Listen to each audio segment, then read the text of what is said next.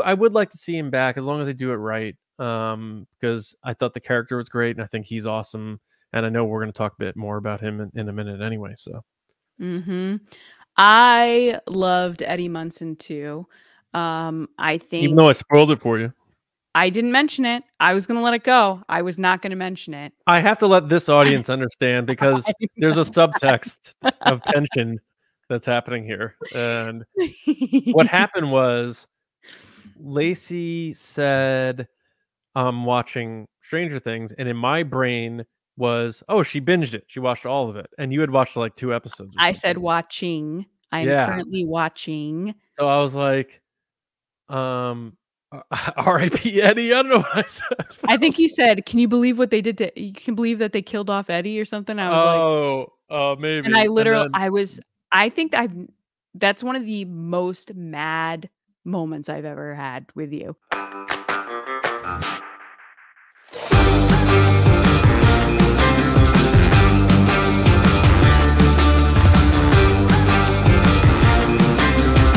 Eddie Munson lives? Maybe. We'll see what we find out from Joseph Quinn, who was put on the spot about it on the media trail for A Quiet Place Day 1. We'll get to that in a bit. But welcome, everybody, to Nerdy and Nice. This is our 10th episode of the show. We hope everyone had a safe and happy 4th of July in the U.S., or as we call it, Thursday internationally. But we are here to talk all about everything we love as movie, TV, pop culture nerds. We do Star Wars on the Resistance broadcast, so check that out. Of course, if you found us through Nerdy and Nice, if you like Star Wars, our other podcast, the Resistance broadcast, comes at you live every week, and then on your podcast. If you like Star Wars, boy, do I have the podcast for you. Say it. Say it. We do. But Lacey, how you doing? How was your holiday, and what's going on with you? My holiday was good. We did some barbecuing, just me and the fam, just hung out. I cleaned up my flower beds. I cleaned up my act. Finished my kitchen, which has been a long project. Just a relaxing day, which sometimes that's what you need. Nice. Watched Independence Day. That's my big tradition that I do every year. Yeah, that's I have a hot take on Independence Day, as you know. Go ahead. What's your hot take? Well, I saw Independence Day in the theaters and I loved it when I was a kid. But I don't feel like it's aged well, and I think more so from the visual effects. I don't think it holds up the way other movies from its time. The models? The blowing up the models? Not so much that, but like the aliens? The fighter jets taking off the hangar. There's some stuff that looks dated, but it's fine. And the sequel was trash. Oh, so bad. We have some roasting we're gonna do of a movie later. We do. And we'll just say now, I'm kind of ashamed that it's that for me. We have a lot to say about A Family Affair, and we'll get to that later in the show when we talk about what we're watching. But Lacey, let's start things off. First off, I don't watch it, but the 90s show is really doing a smart thing, which is trying to get cameos in to get people to watch the show. And I saw they had Carmen Electra and my guys, Jay and Silent Bob, so I thought that was cool. Did you watch that 70s show, and have you watched the new one at all? So I've seen that 70s show, I think just like syndicated, like random reruns and stuff.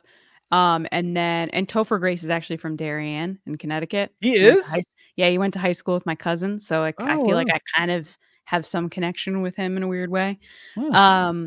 But yeah, I watched a couple episodes of the 90s show. I think it had it's the big thing is like Red obviously is hilarious and Kitty is hilarious. And they do bring back the original characters a lot, like Ashton Kutcher and Mila Kunis. And they do a nice job of having them be a part of it. So it doesn't feel like they're kind of like Fuller House did.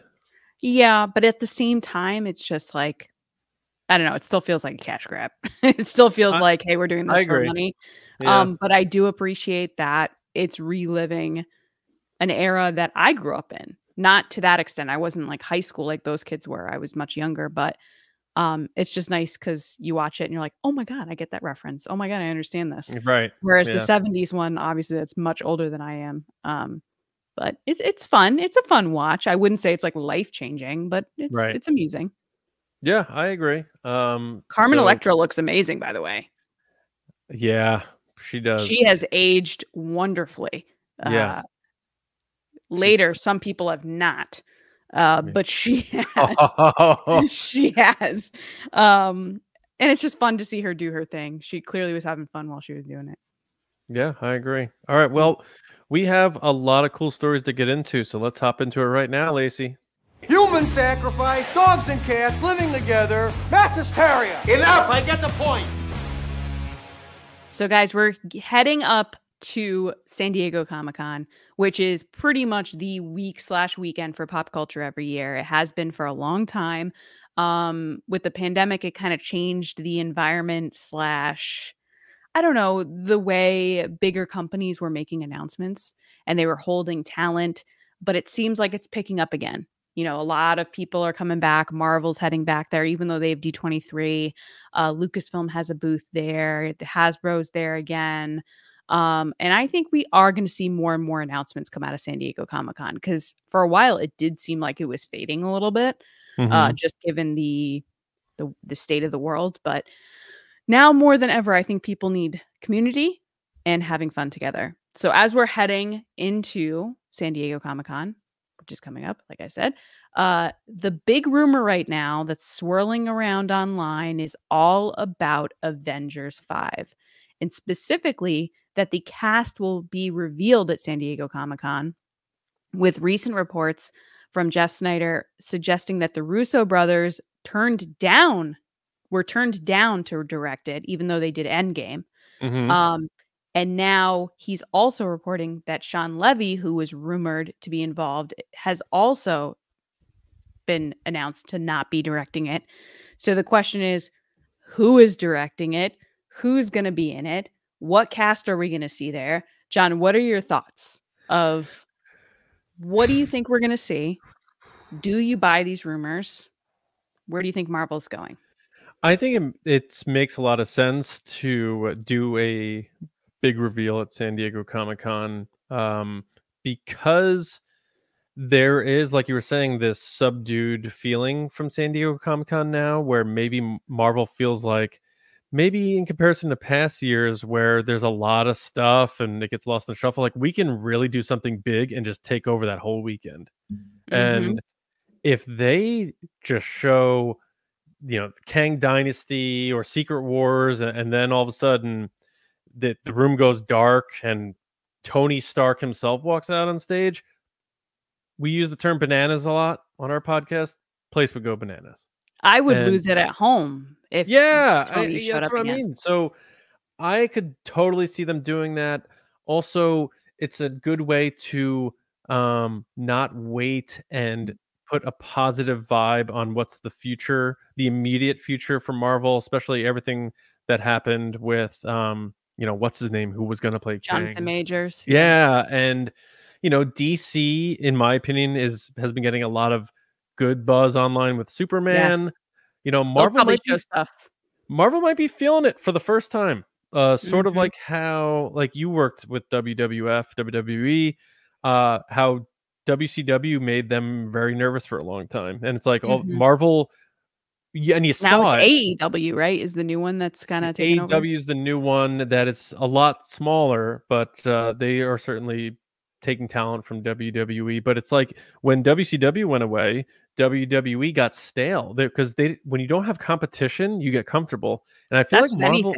I think Marvel that happened with Marvel. DC sunk with what all the mess they did with the Justice League and all that, and Marvel was the only real comic book show aside from Sony's Spider-Man and Venom stuff, which those are messy. Marvel just like didn't have anyone pushing them from a competitive standpoint to keep making big time stuff the way they had the passion when they launched it with Iron Man. So what do? Bring the guy back, get Robert Downey Jr. in, one last big swing with these actors before they get too old, and it all makes a lot of sense. And then them doing that now at San Diego Comic-Con also makes sense. As far as the directors, you sort of, I think, alluded to this about Sean Levy. Like, maybe he is doing that Star Wars movie, and you know, if Deadpool kills it, that's good for us as Star Wars fans. So I don't feel necessarily bad that he's not doing Neither do this, I. Avengers, because I'm not the biggest Marvel fan, and I am becoming a pretty big Sean Levy fan. So I want him to do Star Wars. So if he's not doing other big tentpole stuff, Selfish that could be a good reasons. sign there. Yeah. So Yeah. yeah, and Russo brothers, I can go either way on it. You know, I don't know them too much outside of what they did with Avengers, and we know that from everyone we've talked to, Marvel really blueprints these movies, and it's plug and play a lot. I hate to say that. The other thing I want to throw your way, but before I get your take on this, is that Ryan Reynolds photo with the hat, and if you think that's Oh, I'm sorry. Yes, there also was a sneaky but not sneaky photo from Ryan Reynolds, a selfie of him wearing an Avengers hat with like what, the Anarchy A over it in red, which is clearly kind of bloody. Yeah, so the question is, who made this hat for him? Because it looks very much like a Kevin Feige hat. Yeah, it does. Could it be something where Deadpool, which you've said this before, is the Deadpool movie leading into Avengers? Is Deadpool now becoming a part of the Avengers? If it does, wow, what an amazing journey that character has made. Also, could this hat be the hat they're giving away at San Diego Comic-Con as like a panel giveaway? Yeah, just as Deadpool's about to open, or as it's opening. Yeah. Yeah. Because it looks like the hat that Kevin Feige wears. So it's kind of a little bit, unless it's a joke between them and Kevin got it made specifically for Ryan, maybe they did get the hat for San Diego and Ryan just posted it early because he doesn't care what they say or do. July 26th is Deadpool. So imagine, to your point, what if they do a screening of Deadpool and give people the hat, like you say?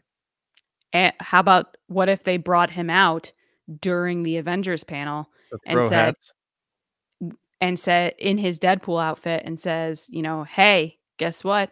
You're missing someone from this table. Like, they bring all the Avengers out and then he comes out and he's like, you're missing someone. What about me? What are you talking about? And then they're like, of course, everybody here gets one of these. And Kevin Feige puts the hat on. And then they go, surprise, Deadpool's also in Avengers. And guess what? We're going to play the new Deadpool movie for you today. Everyone here gets to go to a screening. Wah! If they're not doing that, they should do that. You're welcome, Kevin Feige. And I could see him totally being, as in Ryan Reynolds, totally being the character to come out and just roast all the Avengers as they're sitting at the table. Like, couldn't you see him come out in the Deadpool outfit and just roast every person, being like, oh, great, Tony's back. Like, aren't you old? Like, what are you doing? You know, that's like his whole bit. Have it. What if they did this? This feels like it would be a Ryan Reynolds thing. So Deadpool comes out full costume with a mask on and stuff, and clearly starts doing the Disney thing where he's moving his hands and there's a recording of his voice that he's pretending he's saying live. So people think it's someone else in the suit and it's a pre-recording, and then he takes the mask off and it is Ryan Reynolds. Yeah, that would be funny. I think they're going to do that. I think that this hat, thank you for bringing that up, by the way. I totally skipped over that. But I think that this is a sign of what they're going to do. Could be a big weekend for Marvel. Yep. I think they have to. You nailed it when you said that they've gotten comfortable. And I think they got comfortable until someone like James Gunn came in and made Guardians and kind of flipped the script on what they were doing and did it kind of in a Jon Favreau-ish way where he's like doing his own thing and like, these are my Guardians. This is what I want to do. Then they got into all the shenanigans where they fired him. Then they brought him back. Oh, yeah. And now he's like, forget it. I'm going to DC. And his Superman, which we saw more pictures this week and more video from the set, it looks incredible. It looks like it walked off the page of the comic book. It looks, which we have been talking about this with Star Wars on TRB, hopeful, fun, family friendly, entertaining. And look, I love Deadpool. I wouldn't bring my kids to Deadpool. It's not for children. No. So I would even argue some of the later superhero movies, including Avengers, we're so terribly sad that why would you bring your kids to that?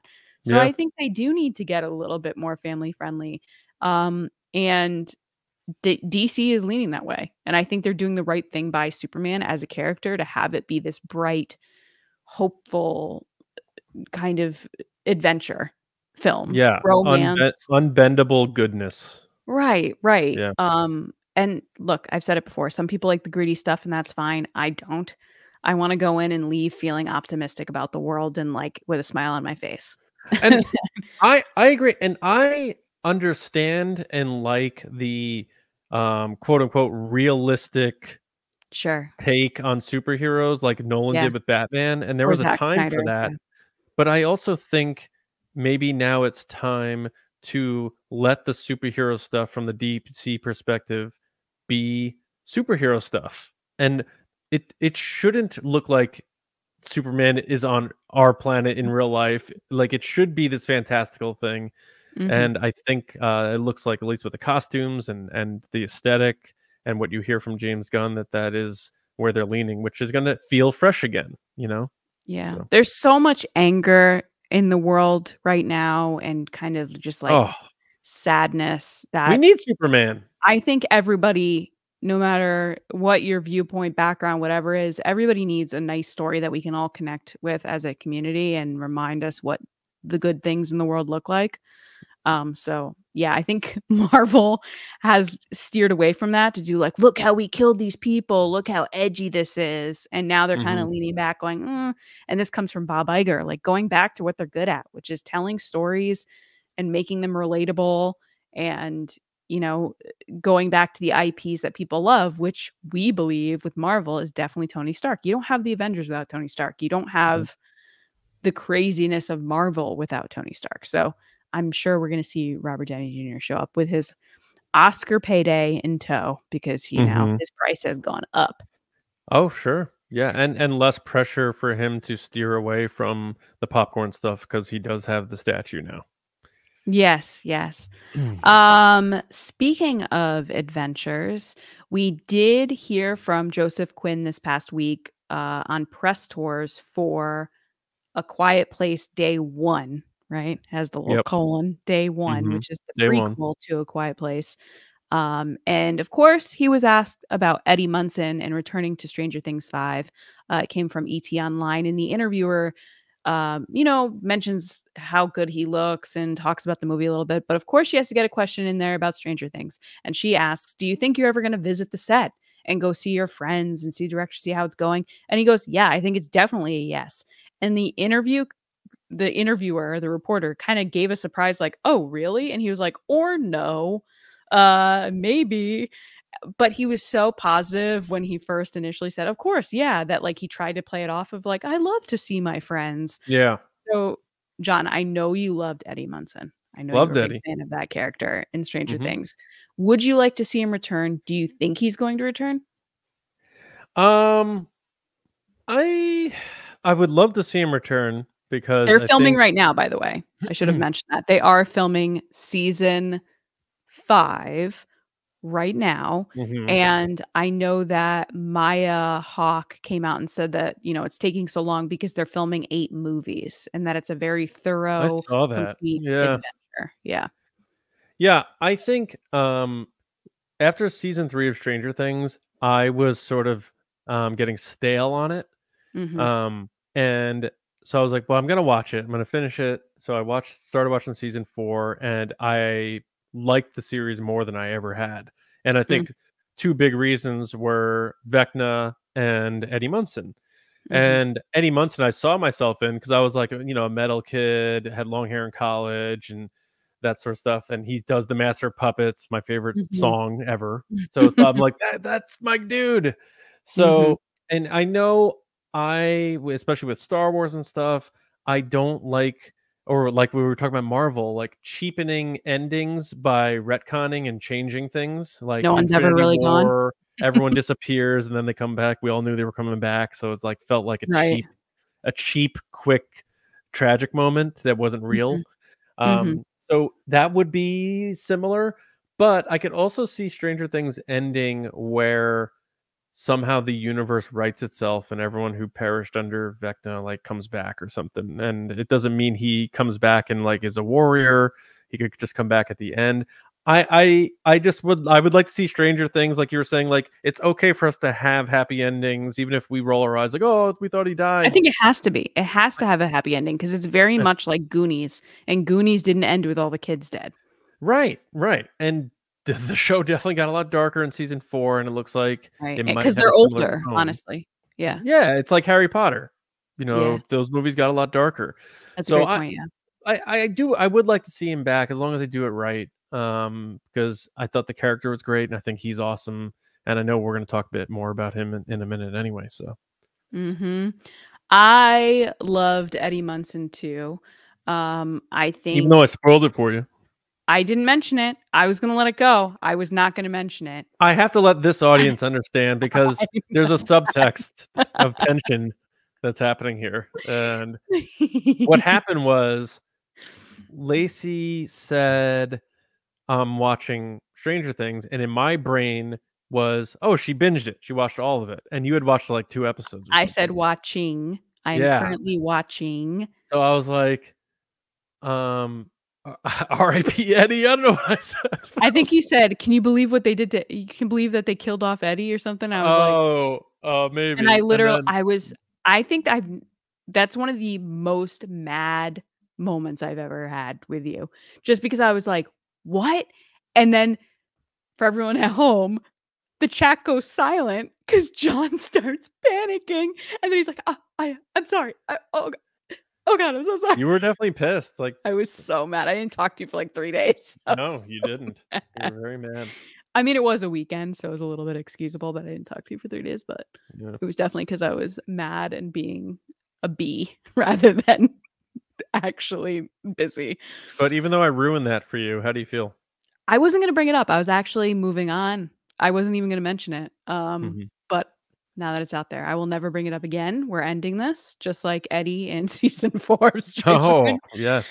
Let the bats feast on our little tiff. I hated that they used that clip, by the way, in the ET Online interview. Like, that's the clip they used of him being eaten by the... I was like, oh, God, why? Yeah. It's disgusting. Anyway, so yes, I think he's coming back.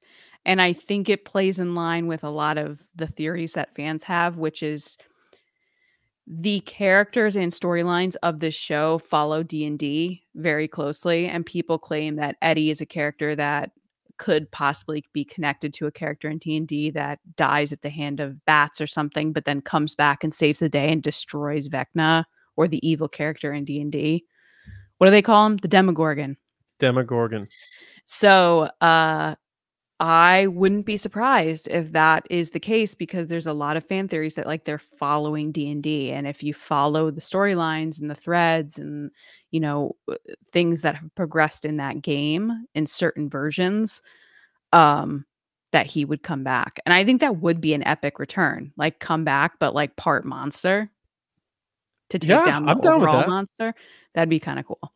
Yeah. Also the fact that he was very adamant that he was like, yeah, of course.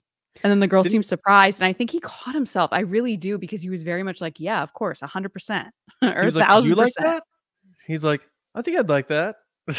Yeah, but like there was a split second, if you watch it back, where he like, oh no, because she was like, really? Because she was expecting a no. He was just like, so happy that she didn't ask him to ask her to wake up. Chrissy, wake up. Yeah. That was so cringe, by the way, when someone did that. That was cringe. I tweeted about that, and I'm not afraid to say that. I think that's just, I don't care if you have 2 million followers, like, do not make everything about yourself. That's just crazy. I think that's the problem in general with a lot of these social media influencers and TikTokers, is that they're looking for these viral moments and these little quick snippets to be like, look how important I am. And they forget that they're there to promote the other person. Like, that's, as someone like myself that works in social media for a living, your job when you're running a social media account, and I'm not saying for yourself, but in general for a company, is you're supposed to make everybody else look good. You're supposed to boost up the brand, boost up other people, not make it about yourself. Mm-hmm. I understand that with influencers, it's a little different because it's more of a personal brand. But even then, my problem is that we've gotten to the point that everybody's so focused on having that viral moment of getting those views, of getting those clicks, doing all these things, that they're missing out on actual substance and actual answers from these actors about their journey, about their experiences, more about the character, inspiration, stuff like that from actual journalists that went to school for this, that have been working at a newspaper forever or trying to work their way up to get access on these red carpets. And you're sending these TikTokers that have no media experience, no interviewing experience, and they're just going, I'm just going to get this little snippet to put on Instagram. And it's just a disservice to the actor. It's a disservice to the industry of journalism as a whole. Like, send people that know how to do their job. Stop. Like, if you want to do puppy interviews with BuzzFeed, go do puppy interviews, but leave the TikTokers off the red carpet, please. Please. And please get a mic that is a normal sized mic. There is nothing that puts me into more of a rage than the mini microphones.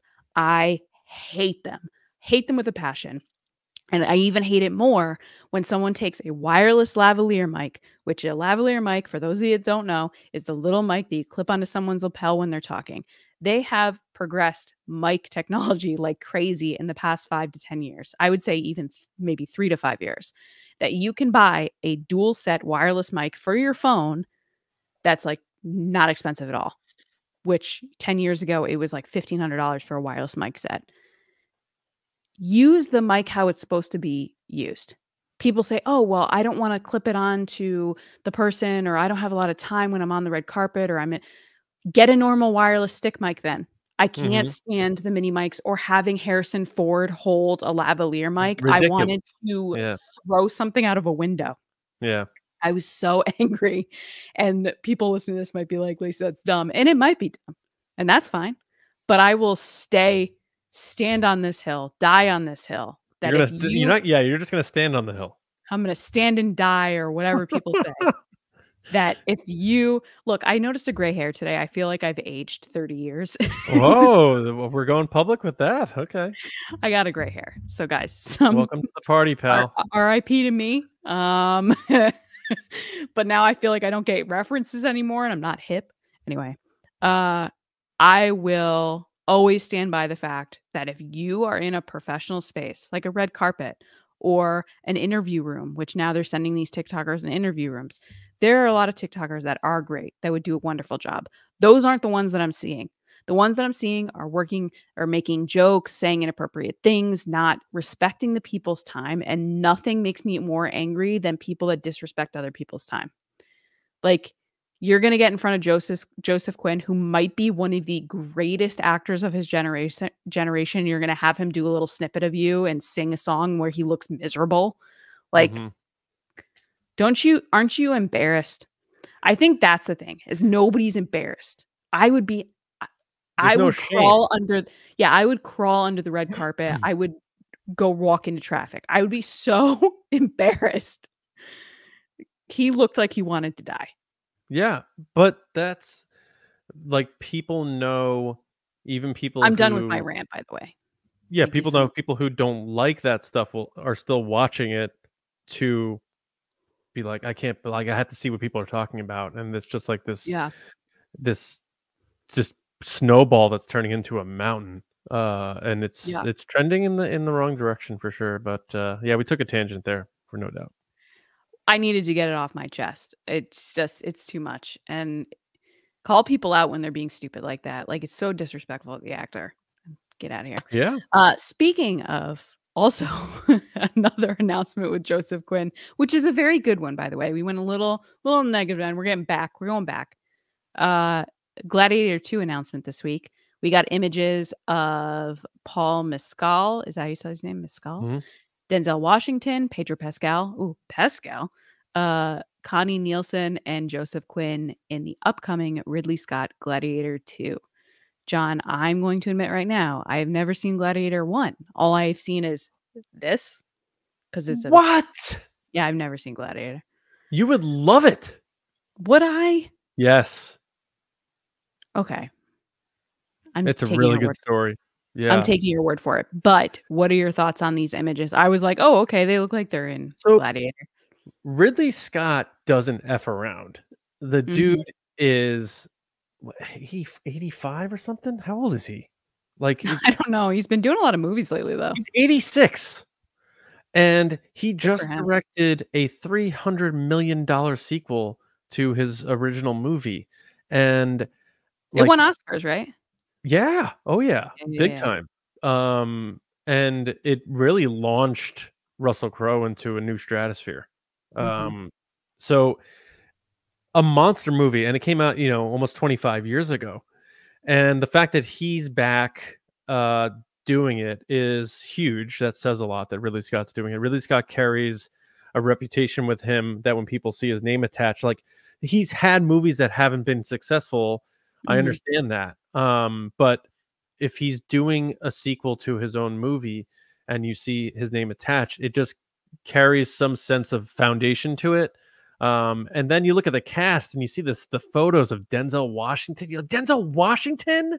He They got looks Denzel great. Washington? Like, that guy's honestly all-time, like, person, like, in every interview, like, he understands life, and he's so smart. He's a brilliant actor. Like, they got Denzel Washington. So all you had to say was that. But then you got Pedro Pascal, who's still very popular. Connie Nielsen is back as the connection to the original, because her son from the original is the main character of this one. And then you get Joseph Quinn. We just talked all about him and how good he is. And of course, Paul Mescal playing Lucius, the lead. I mean, it's a stacked movie. It's a monster budget, and Ridley Scott's doing it. And honestly, with this type of movie, it's almost like how people feel about like Denis Villeneuve. It's like, yeah, Blade Runner 2049 didn't make a lot of money, but people talk about the movie to this day of how great it is. And it's like, this could have that. Maybe Gladiator 2 doesn't make $1 billion. Maybe it does, but I think we're going to get a very quality sequel. And it's funny because we were talking about on our a bonus question on Patreon, our exclusive mini episode coming out this week about great movies that have bad sequels. I think this will buck the trend. I think this is going to be a really good movie, and I'm actually legitimately interested, and I could see myself in theaters when that comes out. It does look very good. It's not my cup of tea, I would say, but they look great. I think from the photos that we're seeing, I think Pedro's dead. I think Pedro dies. Poor Pedro Pascal. I think he's not gonna make it this That time. happens to Pedro sometimes. Yeah, it definitely does. This is going to be one of the most awesome transitions ever. Moving from something that I don't know is my cup of tea that I've never seen to something that Wait, 100% is. so that's all you got on Gladiator? I mean, they look great. I don't know what else to say. I haven't seen the movie. I feel like I'm talking inadequately. I'll tell you what. If you watch Gladiator, I'll watch Tron 2. Okay. How about you watch a Hallmark movie? I have. I'm about to roast one in a few minutes. That wasn't a Hallmark movie, but should have been. All right. Well, we're going to transition to a Hallmark movie, which I actually brought up, I think, last week, which you immediately shot down. We're like, I'm not discussing this, but now it's in the notes. So I'm very proud of you. You've progressed. You're moving forward. We're talking about a Hallmark movie. So Yeah, check all the boxes. on June 26th, they announced through the NFL that the Kansas City Chiefs and Hallmark were teaming up for a movie titled Holiday Touchdown, a Chiefs love story. And they showed a picture of Taylor Swift and Travis Kelce, of course, because their whole love story this past year. However, it was definitely misleading because the movie has nothing to do with Taylor Swift and Travis Kelce. However, it is a smart business move. So Hallmark and the Kansas City Chiefs are both in Kansas. They're both companies that are from that state, that have a lot of, connection to that community, and have a lot of crossover between their communities and fandoms, if you will, franchise customers. So yeah, they're making a movie and it has nothing to do with Taylor Swift. And I actually am so excited to read this out loud because I'm interested to see what you think, John. Wait, can I ask you this question first? Yeah, go for it. Did Hallmark do the Taylor Swift photo, or was it a separate account that did it? Some other account. I think it was like Popgrave or something. I was gonna say, if they did it, oof. No, they did not. They put out a press release through the Kansas City Chiefs about this partnership that they're working together, which they said is not just a movie. It's going to be like experiential stuff at the games. And they see, I believe they said 50% of their viewership for Hallmark in 2023 was a crossover between NFL fans and Hallmark fans. Hallmarkies, if you will, is what they call them. They said between the Chiefs Kingdom and Hallmarkies. So this just seems like... one more joke. I have one more joke to make. Okay, go ahead. If this makes them a lot of money, will they lower the prices of their greeting cards? Probably not. Do you see how expensive those are? Have you bought a greeting card lately? I am going to give you a little fun fact / great tip. If you like really great greeting cards and or Christmas stuff from Hallmark, go online the day after Christmas. For the next year? Buy all your stuff the day after Christmas. That's where I buy You're currently sitting on Christmas cards right now? Boxes of Christmas cards, Christmas decorations. I love Christmas. It's like one of my big passions in life besides Star Wars. You're very holy. I don't know if that's true. I just like Santa. I like Christmas. I like the feeling from Christmas. I like everything about Christmas. No, trust me. Me too. Yeah. Anyway, but I'm very excited because I didn't realize in this press release, which wasn't tied to this tweet, which I initially saw, it has what the movie is. So the movie is starring Tyler Haynes or Hines, Hynes. I know exactly who this guy is. He was in 3 Wise Men and a Baby last year. And then Hunter King, who is Joey King's sister, who's in Family Affair, which we will talk about later. She's also in The Kissing Booth. But Hunter King was in one of my favorite Hallmark movies last year, which was The Santa Summit, which, watching Family Affair, Hunter King and Joey act very similarly. They're sisters. So they play similar characters. So, John, the premise is that I'm not going to tell you who's who, and you tell me who you think plays who. So it's called A Holiday Touchdown, a Chief's love story.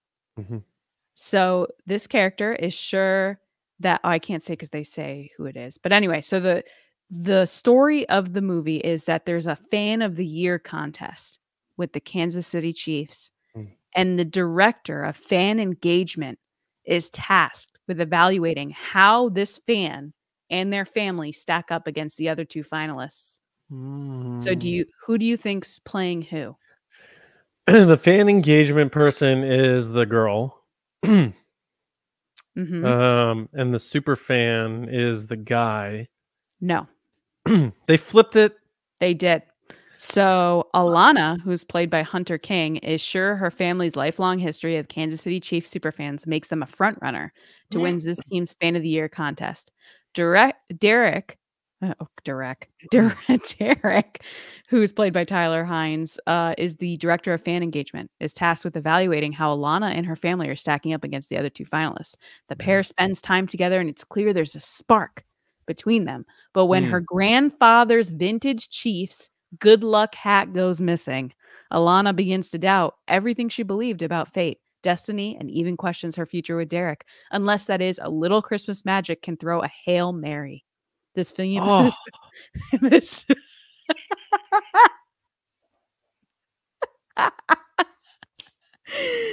oh gosh. All right. Well, so who at Hallmark Googled football terms? This film marks the ultimate celebration of a long-standing collaboration between the 2 pioneering KC-based brands, officially uniting the Hallmarkies and Chiefs Kingdom like never before. With planning underway for game day activations, unique co-branded merchandise, and on-air social and digital promotion, the multifaceted partnership will engage widespread audiences both on and off the field. This is trash. Well, I'm going to talk from more of a Hallmark fan perspective. So Tyler Haynes is one of their big actors. He's in like at least, I would say, 3 or 4 movies a year for them. He's in every season. He's got a movie. He has at least 1 or 2 Christmas movies that come out. I think some years he's in 2 of them. Hunter is, I know, right? I'm just making Christmas movies. He always plays the guy that is dry, sarcastic, doesn't care, doesn't believe in Christmas, so not for it. This is so stupid.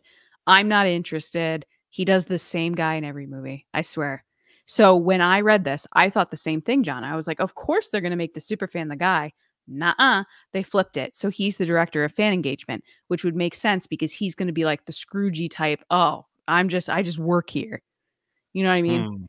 Yeah. And then she's the over the top, crazy, kind of like Joey King in Family Affair, over the top, silly, like girl that runs around. She's a woman, but I say girl because those characters tend to come across girlish. She's a woman. Yeah, she played that character in Santa Summit last year, where she was like over the top crazy, doing silly moments, very rom-commy, you know what I mean? Like, oh, bumbling, dropping a drink, and oh my gosh, like that kind of stuff. So I'm gonna watch it. 100% gonna watch this. I loved Santa Summit last year. I was not a fan of Three Wise Men and a Baby, because I'm not a Tyler HINDS fan. Sorry, Tyler, if you're listening to this. Maybe don't do the same thing in every movie. Was that a story about the birth of Jesus? No, so that story is like Three Men and a Baby. The movie, Three Men and a Baby. So they did yeah, I know, Three Men and a Baby, but what did they do? So a baby shows up at their house, and it's one of the brothers' baby, and they watch the baby, and then they learn the meaning of Christmas. Why is it called Three Wise Men and a Baby? Because it takes place during Christmas?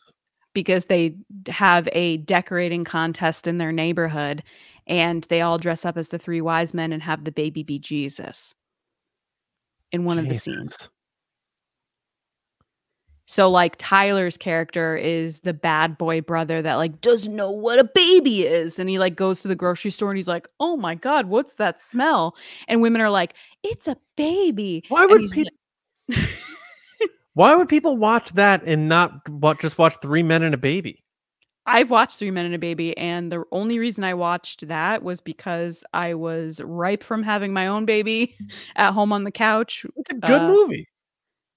No, I'm saying this. I watched this one, Three Wise Men and a Baby, because it was on Hallmark during Christmas. If people don't know, which I'm sure you do, they do a 24-hour cycle of showing movies, and it was one of those ones that came up. That was like in between two movies I wanted to watch. So I was like, yeah, I'll put it on. And so I watched some of it and I didn't really enjoy it. It wasn't my fave. Although there's a guy in that movie, Three Men and a Baby, that looks like Matt. And I told him that like if Matt ever had like an autobiographical movie, this guy would play Matt. 100%. He looks exactly like my husband. It's kind of weird. Even Matt agrees. What would the screen test be? Him shouting while gaming? John was on the phone with me last night when I was playing video games. I just hear, what did I do? What did I do? You're like, Matt, you're shouting. You're yelling. Anyway, moving on, but I will totally watch this. I don't know how you feel about it. Maybe we got to watch it together. Maybe this is the one we do. Everybody's been asking. Maybe this is the one. We do a watch along. I feel like we've said we're going to do a lot of watch alongs. I know, but this isn't until Christmas, so we got time. All right. All right. Let us know in the comments if you want to see us watch this and or tell us on Patreon. Or if you don't want us to, please let us know in the comments. And, let's get to some movies that we do want to watch in trailer time. Oh, God, I love that movie. Ooh. Lacey, who doesn't love Josh Hartnett, right? Oh my gosh, he's making such a resurgence lately. He was in Oppenheimer, right? Did you speak? Yeah. Speaking of awkward interviews, he was interviewed, I guess maybe it was at the premiere of Oppenheimer. I don't know what it was. It was something. And they're like, welcome back. Like, you're back. And he's like, where did I go? Yeah, he's like, I didn't, I moved away from Hollywood, and I'm still working, and I've been around. That is when the interviewer has only been reading the jokes people have been doing online and hasn't done their research. Like it. Oh man, that's what so cringe. What a weird thing to say. But anyway, we're talking about Trap and the most recent trailer for it. It comes out August 2nd in theaters. M. Night Shyamalan, it's his latest effort, so you know you're going to get some twists without a doubt. I mean, you and I have been not twisted out, but with The Acolyte talking about Star Wars, there's a lot of twists in that one. But I've been obsessed with this trailer all week. I'm not gonna lie. Here comes this trailer here, and it's clearly positioning Josh Hartnett's character as a serial killer, and he's this whole Lady Gaga-esque concert he's at with his daughter is a setup for him to get caught or something, and he's got to figure his way out. It's almost like a Die Hard for bad guys, it looks like. He pitched it as, what if you did Silence of the Lambs at a Taylor Swift concert, is how M. Night pitched this. So what did you think of this trailer, and what are your thoughts on M. Night Shyamalan's latest? So I saw this trailer come up online, and I saw the name attached to it, which was M. Night Shyamalan. And I was like, oh, gotta watch this, because I feel like I'm rooting for him. I want to see him have another big hit, because his past few haven't. And I'm not saying they're bad, because I haven't seen them, but I'm saying the majority of the reviews and thoughts from people are, ugh, that's so lame.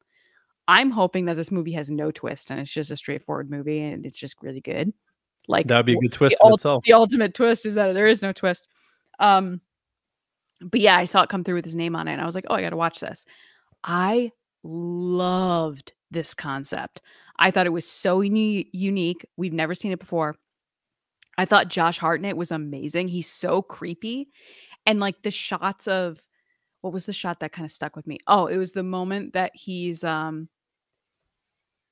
holding a cup of coffee, and he has like some type of badge on, and he's walking through all the cops, and he's like, excuse me, guys, excuse me. And you're like, oh my God, he's like there right in front of the cops, because the whole premise is they're setting this trap for him at this concert. Right. And of course his daughter's like, what's going on, Dad? He's like, I'm going to go to the bathroom. And then on his phone, he has a video camera of the guy he's about to kill, like in a basement somewhere. Right. Yeah, it seems nuts. And he's doing a lot of like Home Alone type death traps. I know. His own trap. It feels very like it's going to be like cat and mouse sort of thing. Like, what's a good one? Like Kevin Costner's No Way Out, or Dexter, that type of feel. Which I love cat and mouse stuff. Like when someone almost gets caught and they just get away, it's like that very suspenseful feeling watching that. I like that. And you're weirdly rooting for him. You're like, I kind of want to see him do this, but at the same time, you're like, he's a terrible person. I want to see him. When I watch car chases on the news, for whatever reason, I'm like, oh, go down that corner, go. And they're probably like this horrible person, but from the sky, I just see like a mouse being chased by a cat. Yeah. So I think this looks interesting too, and I've always liked Josh Hartnett. I thought he was a good actor who didn't necessarily get to in his younger years. I mean, he's not old. I think he's like 44 or 45 or something. But I think he looks great. Yeah, he looks great. But in his younger years, I feel like he didn't get the shot that maybe he should have based on his talent. Right. Like he's sitting there just chewing up the scenery in Pearl Harbor, and it's like, I know people like that movie and stuff, but it hasn't aged well from a cultural perspective. And I feel like, it tried to be a Titanic and it didn't work out. It definitely, you're right. Yeah, they did the whole love story over a disaster, no doubt about it. You're right. It's spot on. But I always liked him. And even like 40 Days, 40 Nights, and even the Halloween movie he did, which I didn't love, I thought he was good in. So and a bit part he had in Sin City as the doctor. Like anytime he popped up, I'm like, I don't know why I'm rooting for this guy. It might be because he does seem like a pretty down to earth, genuine dude. So I am interested in this. I like some M. Night Shyamalan stuff. Signs in particular is my favorite. Sixth Sense, yeah. And Signs came out freaking over 20 plus years ago. So you're right. Gosh. He's due for another big one. Not to say, he hasn't made successful movies, but the era of horror and suspense seems to be picking up steam as theaters are struggling to bring people in to make up for giant box office stuff. And horror movies typically don't have big budgets. And here we go to our next one, which is Long Legs. Nick Cage, Micah Monroe. And this trailer was called The End, and this movie's getting monster buzz. Oh my gosh, people said it's the scariest thing they've seen in a decade.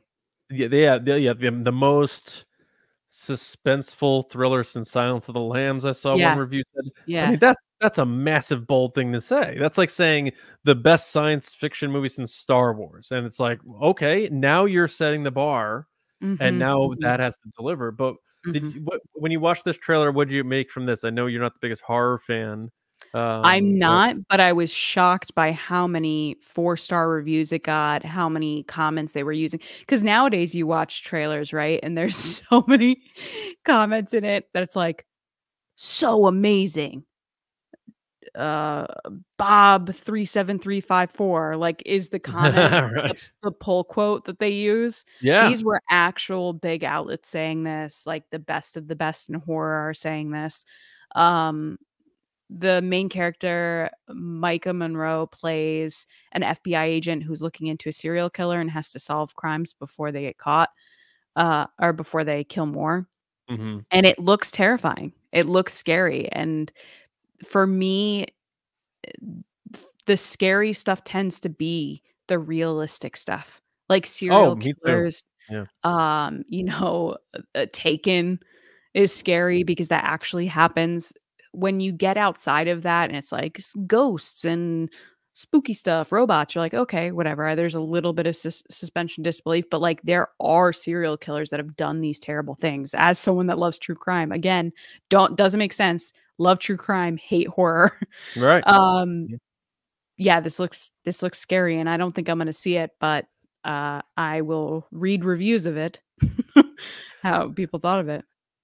Yeah, I didn't put when it comes out. That's my bad. When does it come out? I'm interested yeah, it's coming up. I'm interested to see, though, like you said, more and more horror movies are coming out, and they're killing it at the box office. Like the Freddy's one that came out with Josh Hutcherson, Five Nights at Freddy's, and all these movies that are just like doing numbers.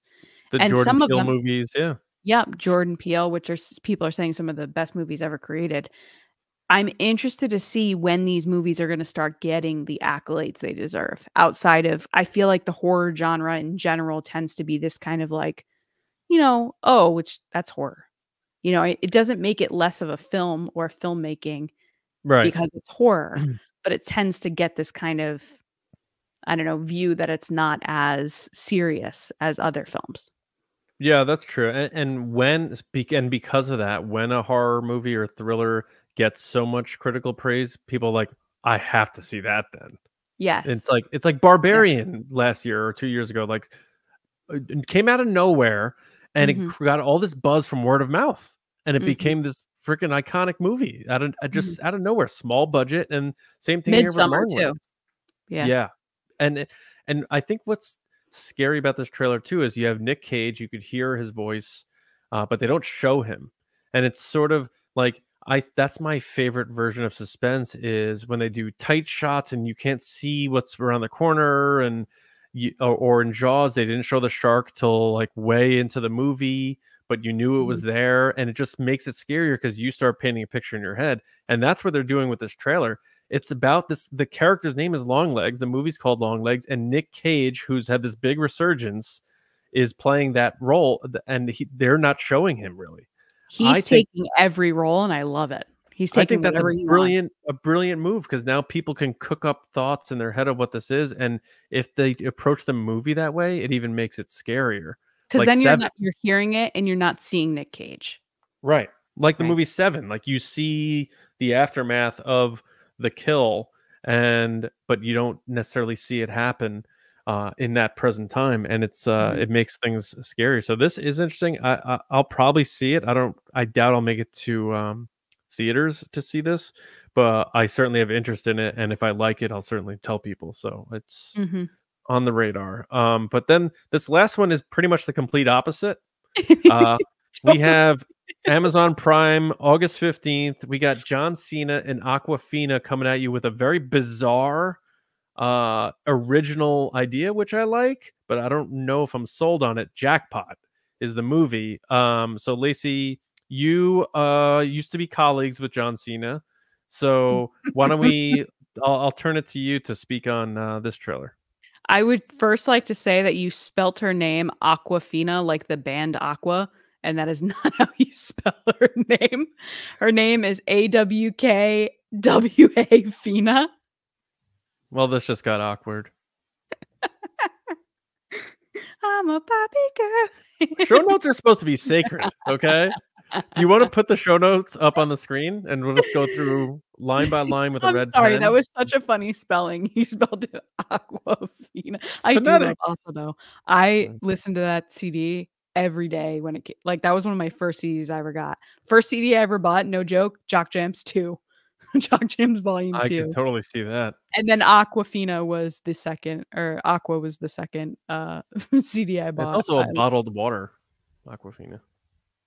That's true. Maybe that's where you got it from. But I was thinking Aqua, like the band, which I'm going to go listen to that after this. But anyway, what did I think of this trailer? It was really bizarre. The concept is weird. I wasn't really sure if I fully grasped it after watching it 3 times, which was you have a lottery card. And if you're chosen, everybody has to kill you to win money.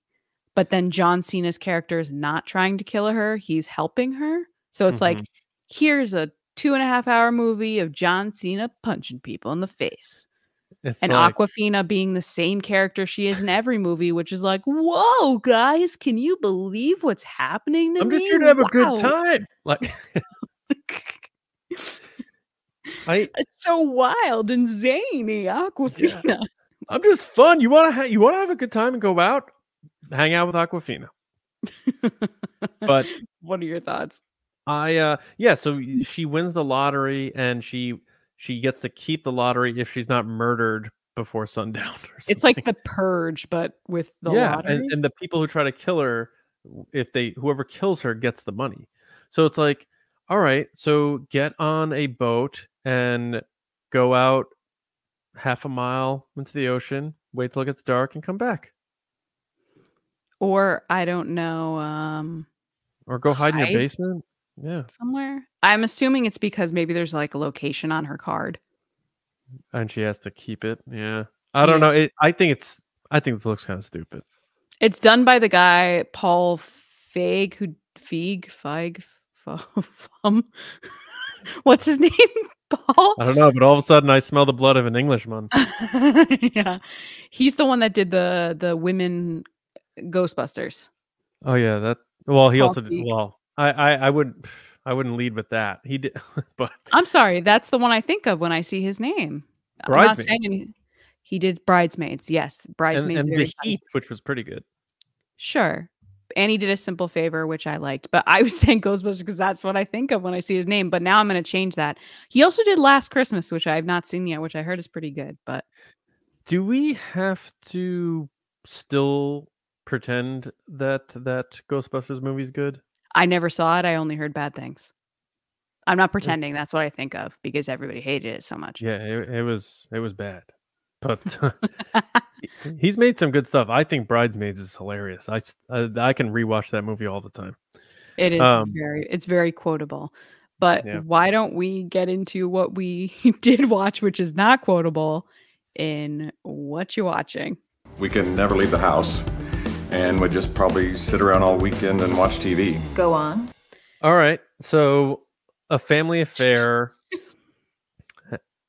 came out on Netflix, and I watched it like just late night when I threw it on, and I was watching it, and I was blown away by how terrible this movie is.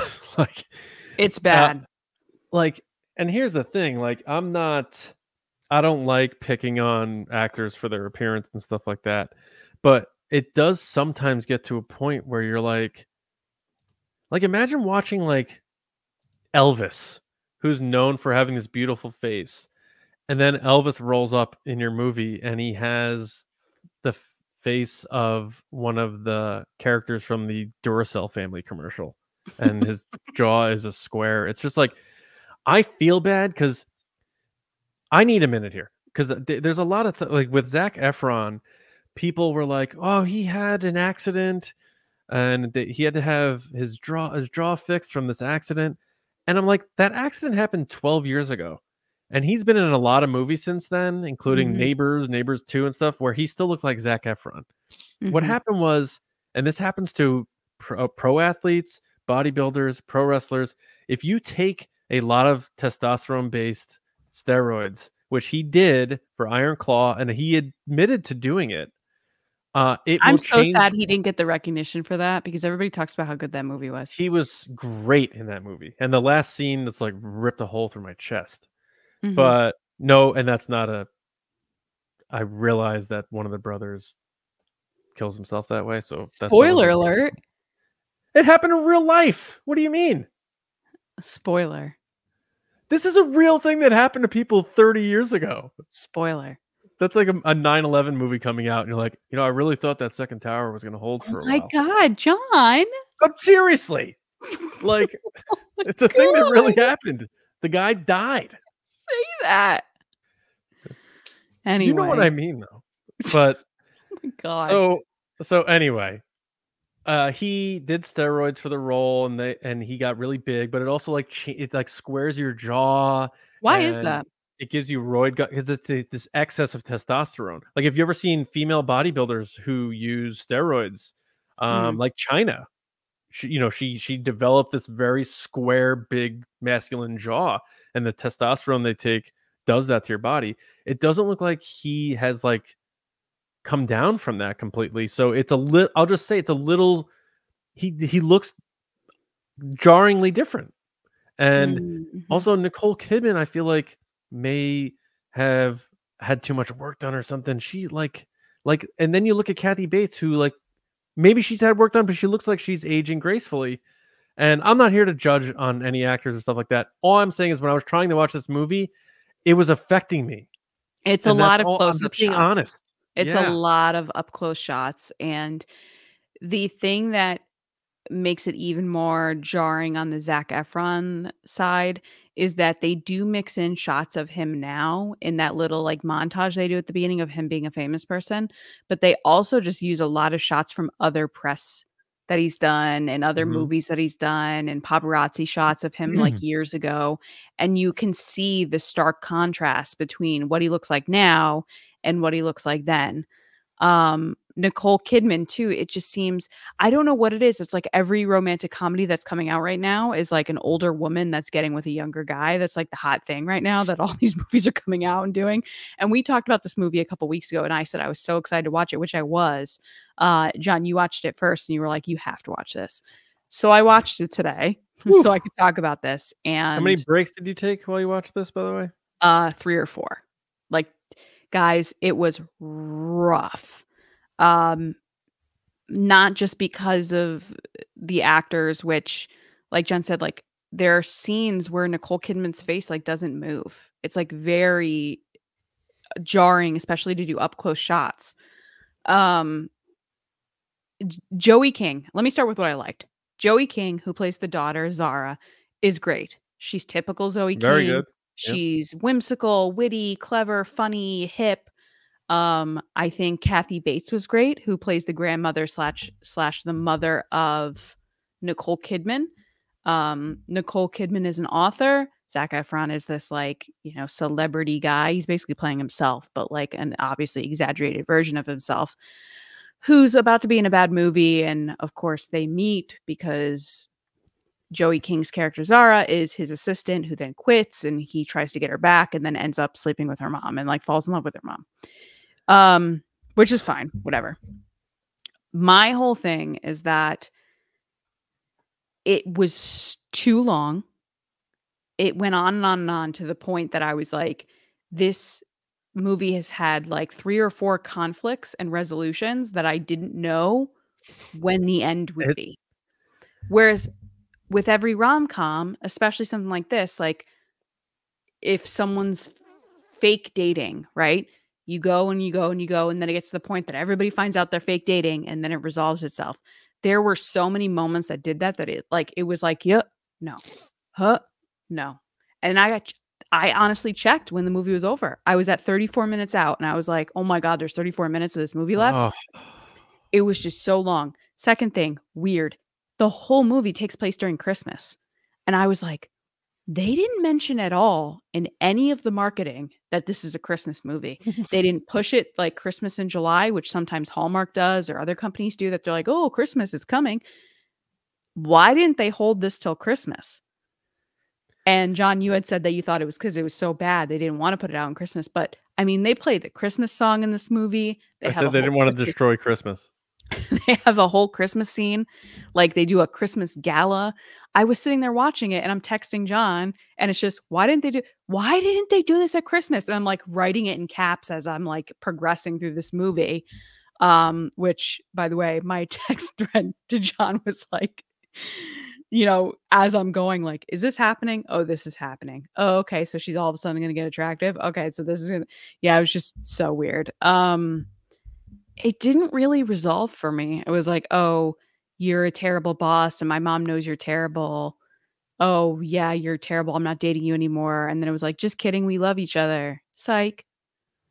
And the ending is weird. And overall, the movie was written very much, which I sadly notice a lot with rom-coms in particular. And I would say it's not like one, it's a bunch of modern rom-coms, even like ones on Hallmark Channel and stuff, which I love, is like writers are trying so hard to get current references sandwiched into scenes and like little moments here and there and one-liners that have to do with what's happening right now or what's happening in pop culture, so that they want to create these moments that can go in a trailer, that can be snipped out and put online, that people will be like, oh my God, did you see that one scene in that movie, that then drive you to go see it? But the thing is in movies like this, those don't stick. And the whole movie just felt like it had no heart to it.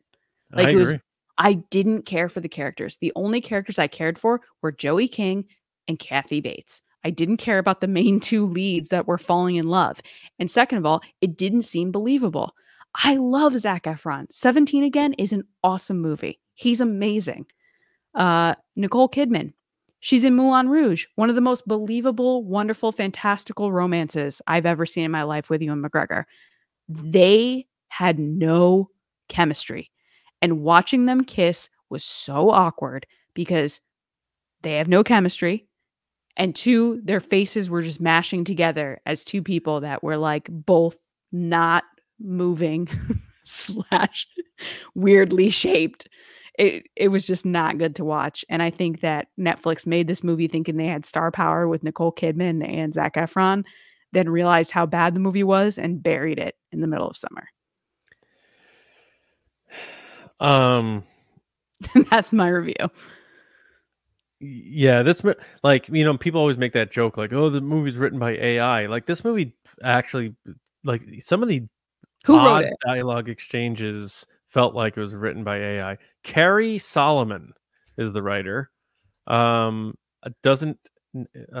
not clickable on Wikipedia, but if I go to the IMDb,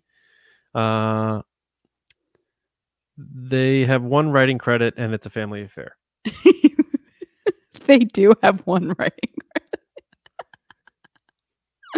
Oh my God. Well, it shows because and they also put themselves as an actor in the movie as a fangirl for Zac Efron. Oh my God. I wonder if, I mean, I'm trying to Google, like, is there a photo of this Carrie Solomon person? Like, imagine we just uncover that this movie was written by AI and it's like a fake name. Well, it says that she's writing the untitled Margot Robbie Ocean 11's film. Okay. That's what it says anyway. Good luck, Margot, on that. The person that comes up when I first look is someone that's a book author. Like, they write cookbooks. So I don't know if this person is the same person. You never know. I would throw this recipe in the garbage if she's a cookbook writer. I thought that, this is a bad movie. It was just a bad movie. The ending was ridiculous. The whole premise, the quote unquote sex scenes or whatever, made me very uncomfortable. I cannot wrap my head around on what planet, even in the most blueprint stereotypical rom-com, that Zac Efron wouldn't have interest in his 27-year-old assistant versus a 60-year-old, her 60-year-old mother. It's like it feels like a rushed, unearned, really, really bad version of The Graduate in a weird way. I do not believe for 1 second that if Zac Efron hung out with anybody's mom for 4 hours, that they would be having sex by the end of that 4 hours. You think they would? They would not. Oh, yeah. Especially if you know that's your daughter's boss. So here's a good example. 17 again. A good movie. I loved it. That movie. Matthew Perry. Yes. So he plays Leslie Mann's husband, ex-husband, but a younger version. But I bought those scenes because oh my God, they're so tense. Yeah. when they dance together and like you could tell that it's him and she's sensing that it's him. I bought that. That's good writing. Like, and this situation isn't as different when you look at the age disparity, because I think Zac Efron was probably like 20 when he did that. Leslie Mann was probably like 40. And now you have a 35-year-old Zac Efron and a 58-year-old, Nicole Kidman, give her a year. But this just felt weird. It didn't even feel like it was, it's because he's way younger than her. The chemistry felt odd. Her character had no personality. I will give that Zac Efron had funny moments and a personality of like this over the top, ridiculous, self-centered guy. He did a good job. This is not Nicole Kidman's best. Nicole Kidman she was like the paperback book that she claimed to write in the movie. She was just blah. And I like Nicole Kidman. I like a lot of stuff she's been in over the years. This is a miss. So I hope, something she does in the future hits a bit better. But yeah, so Family Affair, 2 thumbs down from us. But if you like watching crappy movies and having fun with it, do it. Yeah. And find someone you could joke about it with, because I think that was the most enjoyable part, was us roasting it. But Lacey, I did start Bear season 3. I'm 2 episodes in. It's still very stressful. But I'm enjoying it. It's a well-made show, and of course Acolyte. So that's and it's gonna be too late tonight, but Axel F, Beverly Hills Cop, is out. I've heard decent things. I'm going to be watching that, so I'll talk about that next week on Nerdy and Nice. Nice. I watched A Family Affair. I almost said The Family Affair. So it's how much I liked it. A Family Affair.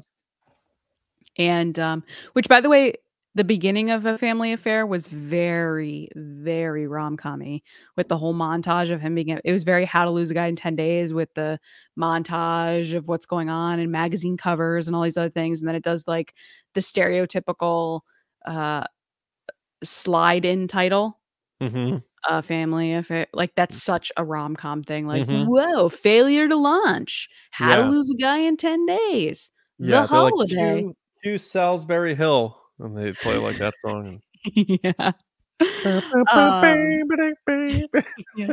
I also watched Married at First Sight, which is a series, I believe it's on Lifetime. I've only really watched it on Netflix, but it is a dating reality TV show where eligible singles from locations ranging from Charlotte, North Carolina, San Diego, Washington, D.C., Texas, all these different places. They basically interview thousands of single people that want to be married on first sight without knowing the person. So the premises of the show is you go and apply, and then the experts talk to you and work with you to find your perfect match. And then they show up at their wedding day and marry someone. Yeah. And walk down the aisle and say yes to a person without ever seeing them, without knowing who they are, without knowing what their finances look like, what their careers are, anything about them. Just, hey, the experts say we'd be good together. Let's do this. They then proceed to get married. They go on a week honeymoon, and then they stay together for another 7 weeks and live together, and they get filmed the entire time. Do they have to be married, or can they see the person and be like, no? No, they have to get married. I have seen people walk away. You can walk away at the start, but that kind of defeats the whole purpose. So people get married, and then they stay together for 8 weeks. And then the big reveal is at the end, it's called Decision Day, D-Day. You sit down on a couch with the experts and you tell the world, are you going to stay married or get a divorce? Jeez. It's been around for a very long time. This is not the first season of it. Oh, yeah, This it does is- sound familiar. Yeah, this is like season, I think 20 something. Like Because like Love is 2012. Blind, they can be like, no. Well, I think Married at First Sight, they usually say they can say no too. Like nobody's forcing them to do anything. But the idea is like, hey, I'm not going to judge a book by its cover. I'm going to give it a chance and see what this person's like. But let me tell you, every time it's a disaster. Every time they don't work out. So Oh, shocker. I love this show. Every once in a while, they'll throw up a season on Netflix and I just immediately have to binge it. And then because Netflix usually gets it 2 or 3 years after it happens, because they get like the reruns, I then go online to see if they're together. And every time they're never together. It's always they've ended. Kathleen does that too. She watches similar shows and she's always checking their Instagram to see if they're still with the person and stuff. Only at the end though. I won't spoil myself. I don't wait think till she the does very either. end Yeah. and see where they're at. And the most depressing ones is when they say yes and you're like, oh, that's so wonderful. I'm so glad they worked out. And then you go check and they're like, please, we're asking for our privacy during this time. We're real people, blah, blah, blah. And I'm like, oh. And there's been a lot of drama, like other people dating each other after the fact. I did. I love when those shows do that. Yeah. There was one season, I think it was 2 seasons ago, where the groom, the girl she was so sweet. And it's not like she was bad looking or anything. They just didn't mesh well. But he didn't stay in the house with her and then ultimately ended up getting with her bridesmaid and was like having secret conversations with the bridesmaid and was like cheating on the girl with her. Wow. And then the bridesmaid was lying about it. And like, yeah, Ooh, he like erased drama. all his chats and everything. It was like a big thing. It was terrible. I Ooh. felt so bad for her. She kind of looked like Christy Carlson Romano too. So I was like, she's not bad looking. Like, what's the problem? Oh, totally. But do you know who Christy Christy Carlson Romano is? From Even Romano's Stevens? daughter? No, Even Stevens. Oh, With that's Shia after LaBeouf? my time. Oh, I loved that show, Even Stevens. Hmm. But yeah, that's what I'm watching, and I'll have to report back what I watch in this next week. Yes. All right. That takes us to the end of the show. So we know you're probably bummed out. Holiday weekend's over. You're back at work, whatever. But hopefully you had a good time and we helped ease you into your new week. So thank you very much for listening or watching. Make sure you do subscribe. Nerdy and Nice is on its own platform. So you may have clicked the link from a social media post of ours, but be sure to go to Nerdy and Nice. Even if you're subscribed to the Resistance broadcast, that doesn't mean you're subscribed to Nerdy and Nice. So hop over there, hit follow, hit subscribe, and if you can rate us 5 stars would be nice. But either way, leave a rating, leave a review. Let us know how we're doing, because this is different than TRB. It's the same two of us, same vibe, different topics, and we're working on it, right, Lacey? We have more segments we're thinking about. Once the Acolyte and stuff is done, couple weeks away. To nail Bring stuff down. We'll start doing some questions on the show from you guys and stuff like that. So stick with us and be sure to follow us at Nerdy and Nice Pod on social media apps as well. And of course, youtube.com/@TRB podcasts. Wait, youtube.com. Yeah, that's right. /@ Yeah, YouTube's weird, man. And of course, we mentioned it, Resistance Broadcast, our Star Wars podcast, the flagship. We'll be back live talking Acolyte episode 7 on Wednesday with the artist formerly known as Diamond Figs, who now goes by Will of the Force. He is a nut. He's a fun dude. I look forward to chatting with him about that. It's gonna be fun. But Lacey, we've got to thank the patrons real quick before we give our plugs. So our movie star generals: Carmelo, John Risi, Jetta Rosewater, Frank Grande, Nick Kratz, Chris Morales, Brian Smith, Danny, Mike Rumore, Brendan McLaughlin, Sneaky Zebra, Dave Hornack, Jolton Jedi DiMaggio, and Colin Cormier, and the Silver Screen Spice Runners: David Probus, Neil Shah, Kendall Gelner, Andrew Staley, Jeremy Myers, and the Fortworthian, and everybody who supports TRB, whether you're here for Nerdy and Nice or TRB or both. Thank you so much. We really appreciate it, and we couldn't do this new show without that support. So thank you, and we hope everyone's doing well out there and had a great holiday weekend. But Lacey, where can people hit you up? Talk about all the stuff we talked about, including A Family Affair. People can find me on social media at Lacey Gilleran, on TikTok at It's Lacey Gilleran. I love talking about Star Wars, rom-coms, pop culture, whatever's going on. Let's talk. Yeah, and for me, Johnny Hoey on X, and my movie podcast, Just Like the Movies, and TRB with Lacey. So yeah, we hope you enjoyed it. We'll see you a week from today to talk about more stuff. And what did I say I was going to watch and tell them about? I already forgot. Oh, Beverly Hills Cop. Beverly Hills Cop 4. I'll talk about that next week on Nerdy and Nice and everything else that we got going on. So stay nerdy. And until next time, we'll see you around, kids.